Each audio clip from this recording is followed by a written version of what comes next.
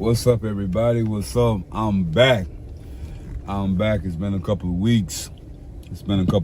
So I'm back vlogging. I took some time off from vlogging. Had Pastor's anniversary. We had Resurrection Sunday. My wife and I celebrated 11 years of marriage, so we was on our anniversary cruise. If you haven't checked that video out, I need you to go ahead and check it. I need you to go ahead and check that video. Go check it out. Go watch it. It's great. We had a wonderful time, wonderful experience. Just got off of work. I don't know why. I had a taste for a chocolate frosty.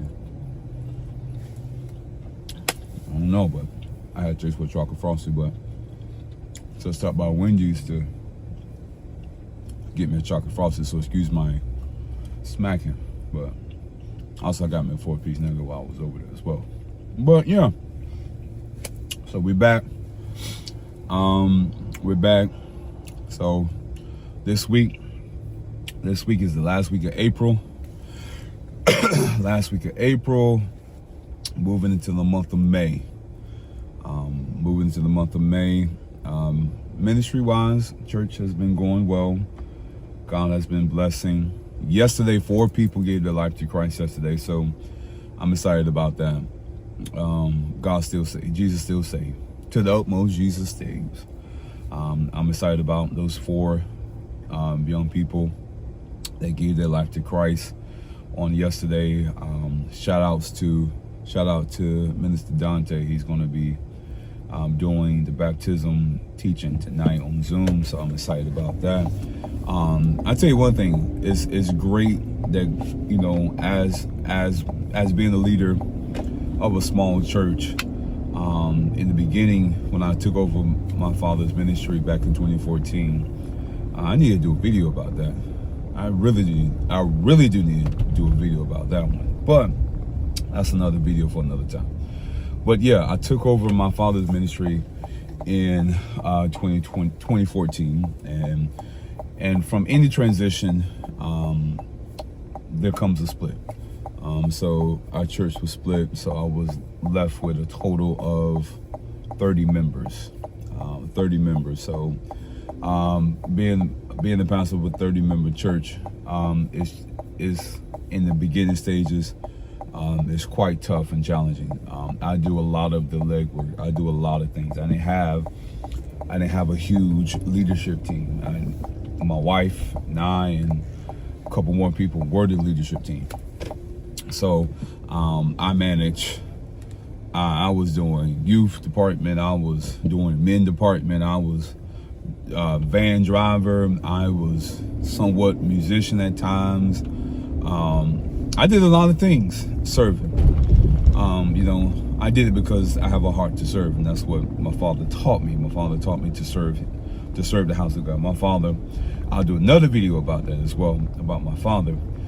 He taught me how to serve God and serve the house of God. So I served in a lot of capacities, and now our churches grew, and I'm grateful to God that our churches have grown, and where I relinquish a lot of tasks that I would usually do. So shout outs to Brother Dante for doing the baptism class. He teaches the baptism class of what is baptism, why are we baptism, why are you doing these things, you know, how do we baptize? We baptize in the name of Jesus Christ, according to Acts 2:38. All those things. He's doing a phenomenal job.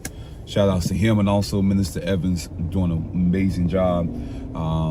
Shout outs to Deacon Tony Bonds as well, doing an amazing job with helping me, with allowing me to, you know, to freely lead and don't have to worry about certain tasks and certain things. So I'm grateful for those 3 men of God. But he's going to be teaching that class, and this week we got 4 baptisms this week, so I'm excited about it. So we're moving into the month of May on a good note. We're we're leaving April on a good note, and we're moving into May on a good note. So I'm excited about what God's going to do. This week I have to minister in Fayetteville at a revival for Pastor Gregory Mitchell, looking for God to move. So we're praying for a fresh word to give to the people in Fayetteville.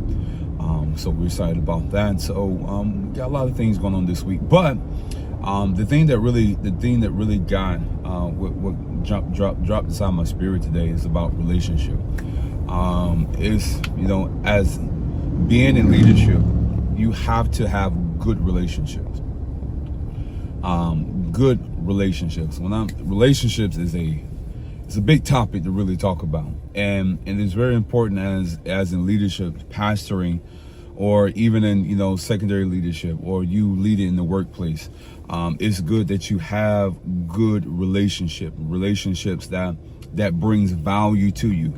It is often as in leadership we have relationship that don't bring any value to our lives, and it becomes very exhausting. Where you have to constantly pour, and there's never you pour, they pour back into you. You pour, they pour back into you. So it's important that you have good relationships, because relationships can really make or break you. You know, having that accountability, having that person that's not always a yes man, because sometimes we only like to surround ourselves with people that's always going to say yes, that's always going to boost our ego and never challenge us. You should have someone that you're connected to that will challenge you, to say, hey man, you're wrong, or let's think it this way, let's see it from this perspective. It's not always yes, let me cater to you. No. You don't need no catering. You don't need nobody to cater to you. You need someone that's going to compliment you. So you have to evaluate the relationships that you do have, because, like I said, relationships matter. You know, who you are connected to matters. It matters. So it's necessary that you build good relationship with people that's going to add value, that's going to hold you accountable, that's going to get you to the next place. I'm big about connections. You know, I'm big about, you know, connections. Everybody is not your friend. Everybody is not a brother or a sister. Relationship has to be tested. Loyalty has to be tested. And when the thing is, we think that, oh, we have to have a lot of friends, you know, to say we're no, that's not the case. You may have two good friends, and two good friends may be good. It may be good. It's good, you know, like. We have to develop good, meaningful relationship, especially in leadership, because you need to connect. You need to connect. You cannot lead from an isolated place. You can't lead from an isolated place, because how often do a lot of individuals lead and they feel as though that nobody wants to be around them, or nobody understand what I go through. No, don't lead from that place of isolation, where you isolate yourself from people that's willing to help you, because some certain leaders has been hurt, has been betrayed, and has PTSD, that has trust issues with trusting people, and that right there can be a poison to you and be a poison to your leadership, because of, you know, you can't trust anybody. So today I just wanted to hop on and just say, hey, let's have some good, meaningful relationships. Let's build some good relationships. Be a good friend to someone else. So, hey, check back in with me later on. We're going to do some great things this week. So, I promise I'm going to get back on my vlogging. All right. See y'all later.